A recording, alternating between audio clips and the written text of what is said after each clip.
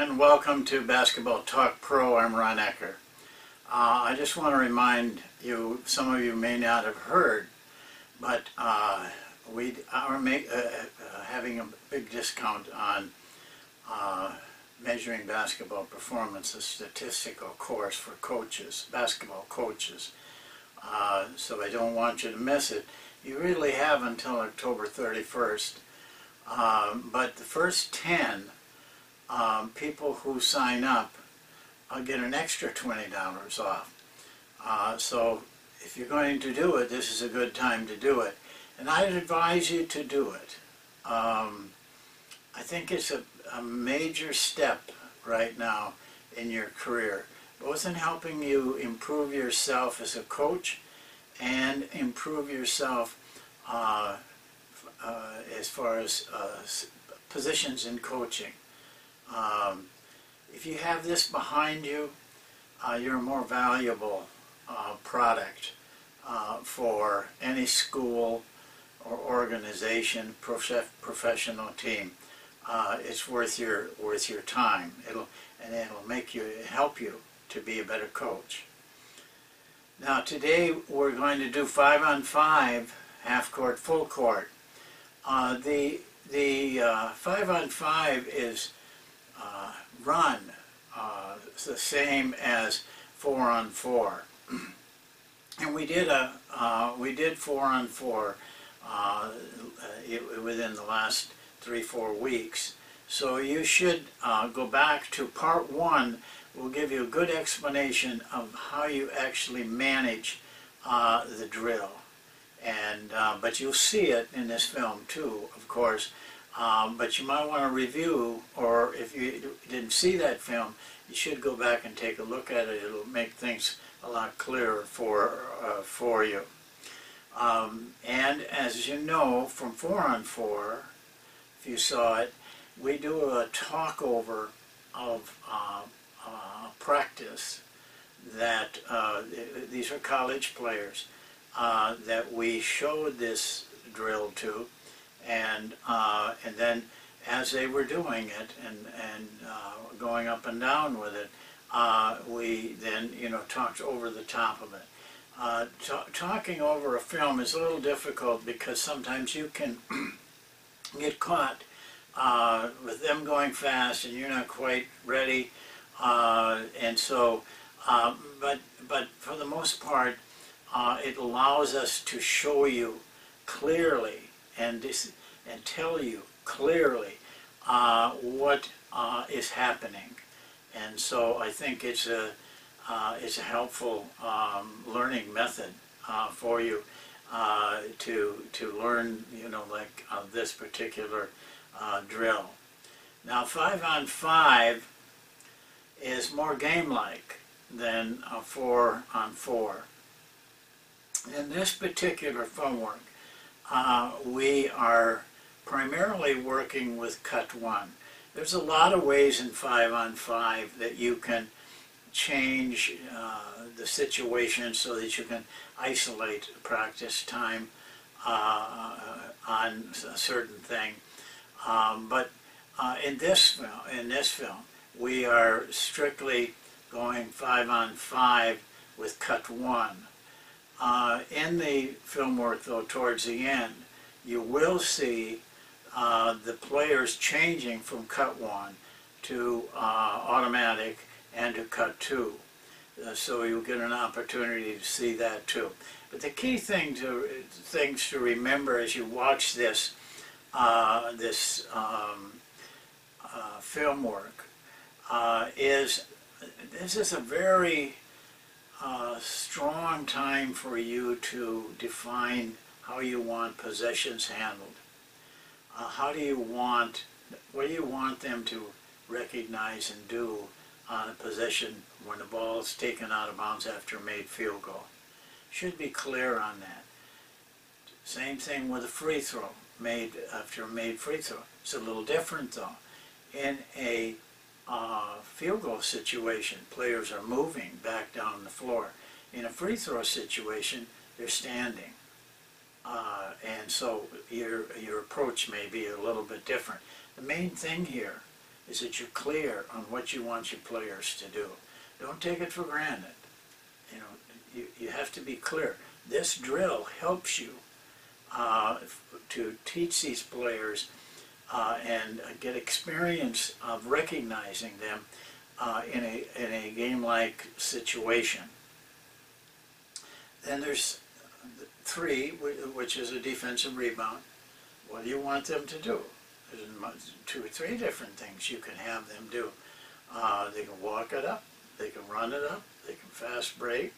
But you may need to define it for your players. Here's what we're doing when we get a defensive rebound. And here's what I want you to do. A steal, obtaining a possession and a steal, should also be clearly defined. This is a different thing than a defensive rebound. A steal, a lot of times, you're ahead of your opponents right away. Define it. What are we going to do? Here's what we want you to do. And in this drill, get them to practice it. Get them to recognize it and do what you want them to do in a game. The last one, though there are 7 different ways of getting possession, the primarily ones that we work on are those 4 that I just mentioned, and an out of bounds due to a violation.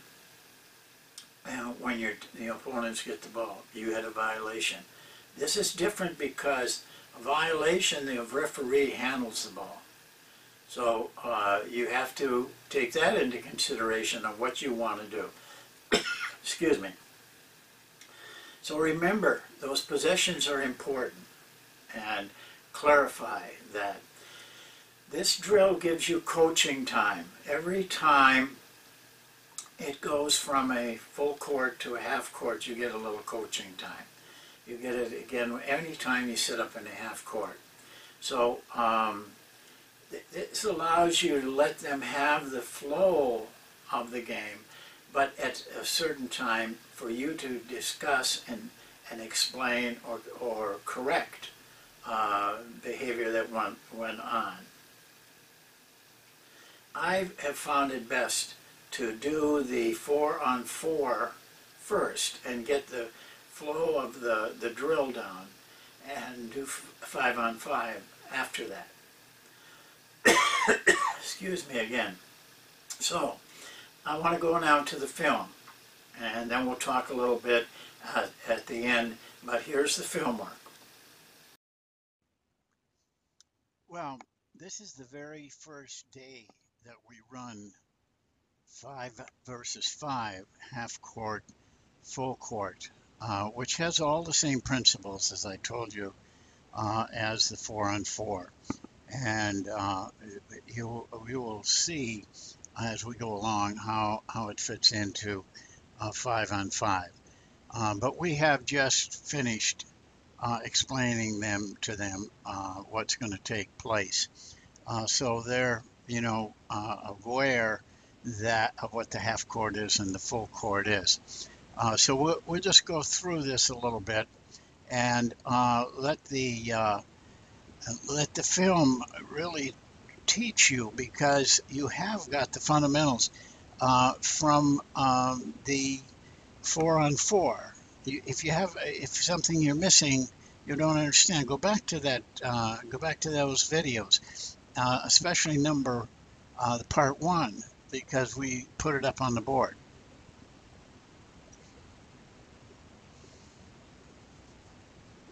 This is cut 1 now.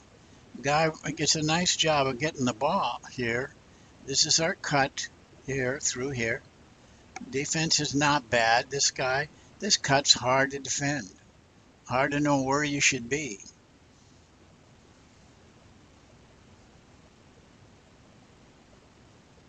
Pretty good job. We don't set that screen very well, but we set this good screen there. And now we're just going to go monk. All right, now that's a made basket. You see we're putting on a man press. But now we have to know, after a made basket, what we're capable of doing. But let me point out something. The ball's already in, you see. The officials don't have to handle it. But you look here, and you got guys not even at half court yet. So if we can move the ball down the floor in a reasonable manner, but quickly, we're going to catch some of those guys being a little not set.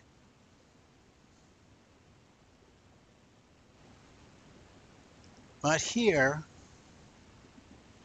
he made that pass way too quick. There was people on the other side that were not set. Our people, the offensive people, we have a hard time with our guard forward combination of the timing on that play. You got to work hard on it.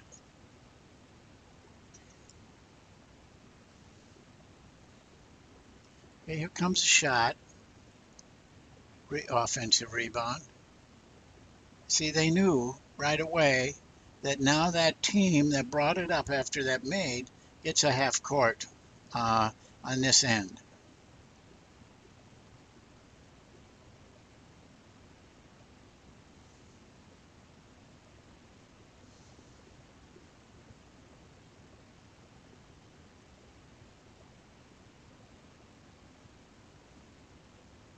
This is also the very last drill of practice.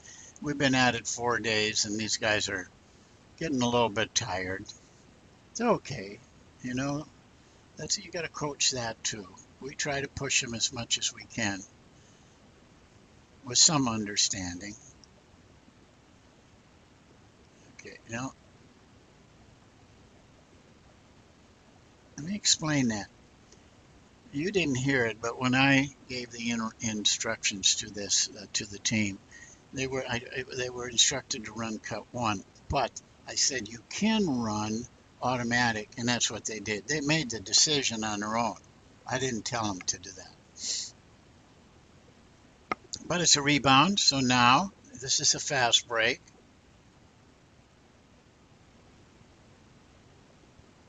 Now we got to stop them. See, they're ready to fast break, but we have to stop them. And now, because they're getting the half court now after the fast break. I didn't think it was a real good fast break. The problem was this is a short gym, so you're down there on top of them so quick.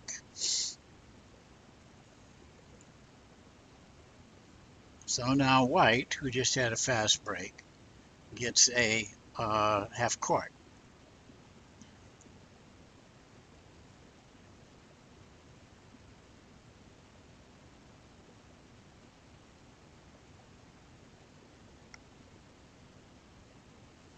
That isn't a bad move to go to the weak side. I like it.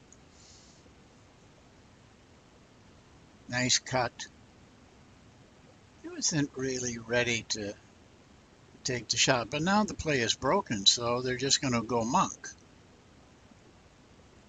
So we're not left without anything, because we're going to get a foul on the layup right here. I stop him because it was a foul.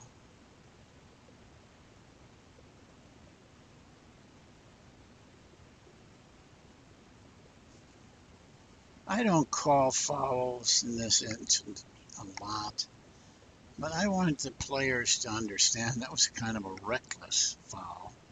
I want them to understand that, that isn't something that we do.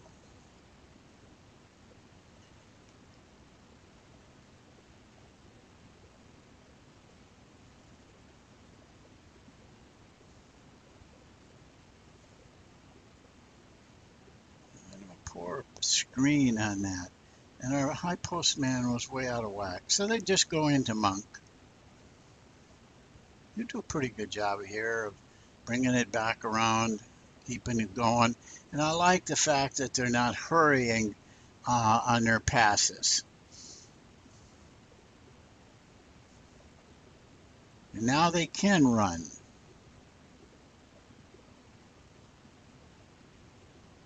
Okay, fast break. Goes pretty quick when you have a short floor like that.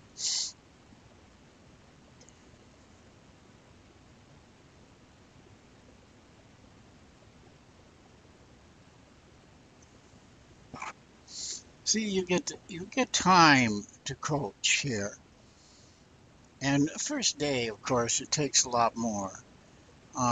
Trying to, they don't know it. They think they know it, but they don't know how to run it. And so you have to take the time to point things out to them. You can't be negligent in that respect.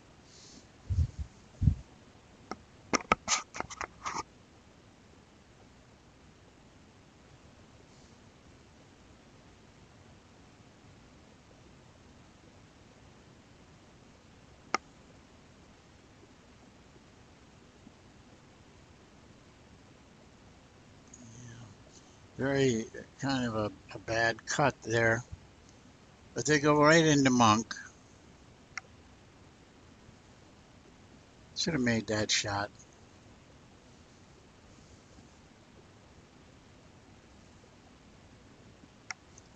They get, that must have been a foul. They get another half court.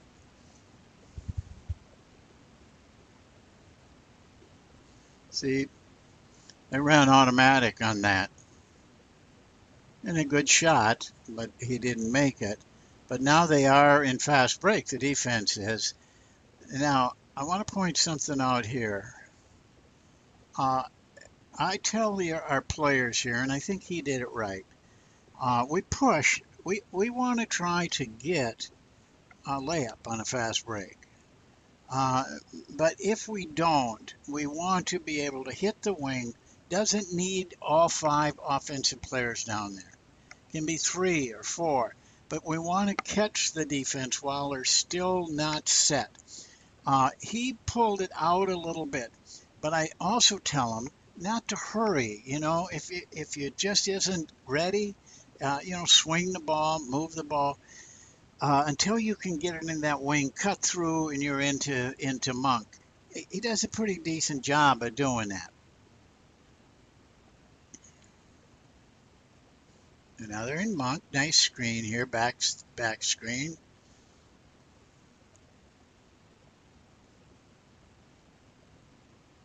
And the drive is there in Monk. Offensive rebound, we're going to go in Monk. We don't run a play afterwards. We want to try to catch that defense not quite set. There was no contest on that shot. Okay, they had a full court, if you remember. And now they get a half court.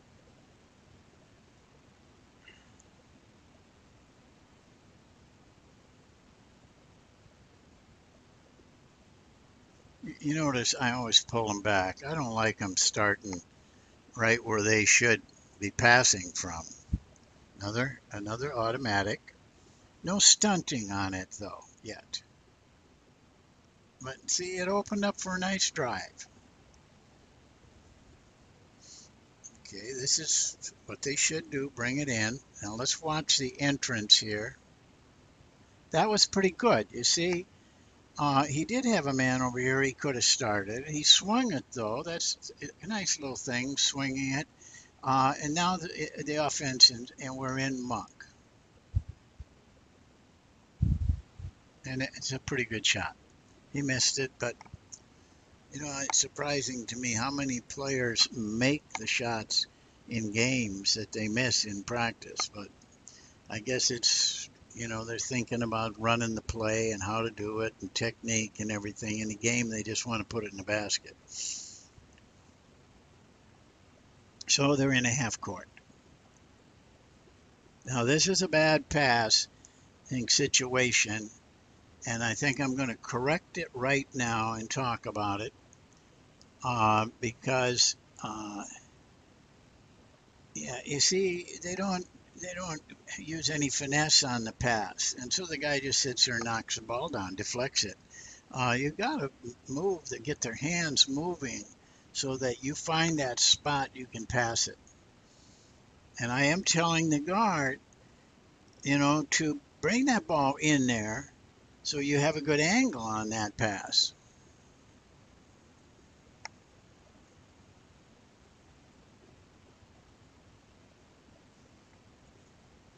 They're mixed up, but they go to Monk, and that's good.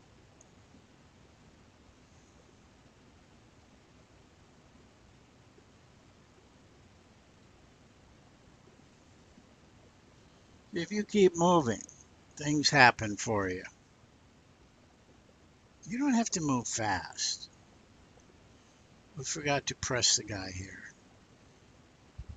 He's doing the right thing. It's after a made. He's bringing it up and waiting until the offense gets set. This is a time when we have to allow the defense to get set because it's important that your offense is set because otherwise your timing is all off.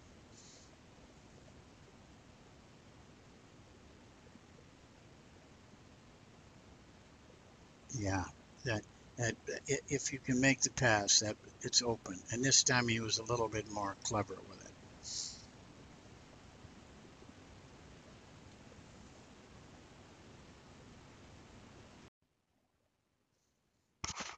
Okay, here we have a different angle, a different camera angle, and I think this will help you to see how some of the things materialize and where the positions are.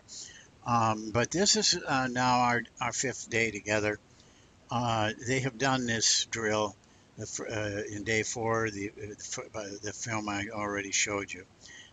So now they're a little bit more knowledge about it, but still we have, we have our share of mistakes, which is to be expected. That was one of them. The defense was on the wrong side.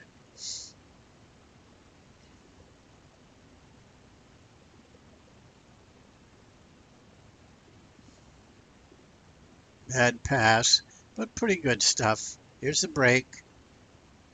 Yeah, he gets fouled on the shot, so we give it to him, but it was going to be a half court anyway. So, because that was after a fast break. But can you see how just through the course of a couple of days, how the players are able to get a sense of how they get the ball, what kind of possession they get the ball in, what they do on the fast break, what they do at the end of the break. There's a lot of work to do yet with this team. But you get a lot of chance to work with them in these two drills, 4-on-4, half court, full court, and 5-on-5. 5-on-5 to me is a little more realistic because you play the game with 5 players. But don't be in a hurry to get into it, because you don't want to push the players. Get something done on each part of your game and get it done right.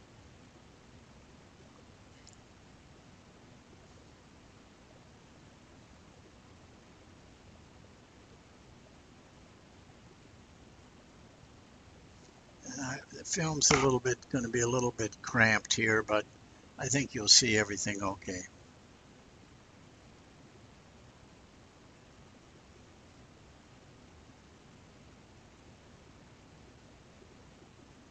They're playing pretty good defense, ball line defense. They aren't really using the screens well on the cuts. Now we're into Monk, but they leave the guy open. Here comes a fast break. Goes quick because of the short court. Now right here. See, I stop it because he's pulling it out to run a play. I have to correct him. That was at the end of the break. He just hits that wing, cuts through, and we're in the Monk.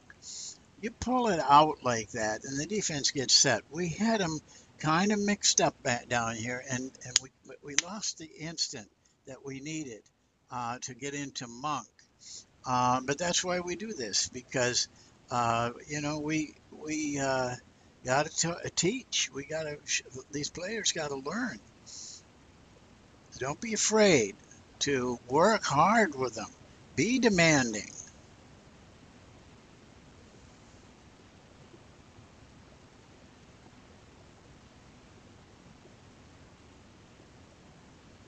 Yeah, we're changing positions here. Weak side cut. Yeah, but a deflection that turns into a steal, that turns into a fast break, that turns into a layup. That's the way we like to play. I thought they had control. They were pushing hard. but they weren't going at a speed that they couldn't handle. So that was nice, very nice.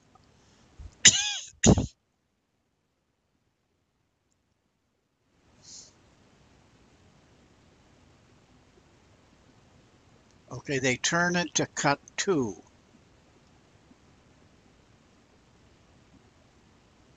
It's a maid. And now, if you remember in one of our videos, I show you how they can change the plays. We're playing cut 1. They changed it to cut 2. That's okay. I like it, in fact. Or they could change it to automatic.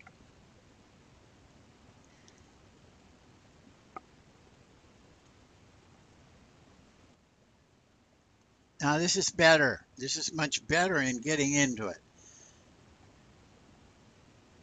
Now, I don't know what happened there. I don't think I stopped him, but maybe something happened there.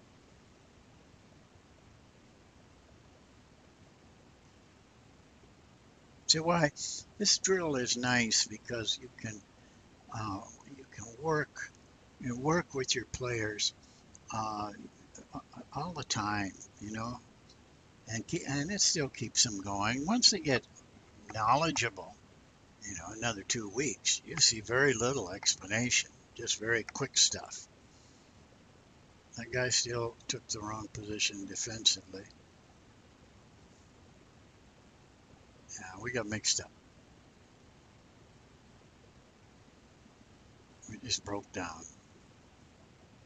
But now they get a full court, but they're going to be pressed, and probably that guy shouldn't have the ball. See, too quick. We're not ready. And it just isn't. We don't want to put ourselves in scramble. After a maid, you can almost bet that you're going to have to take a little time getting into the offense.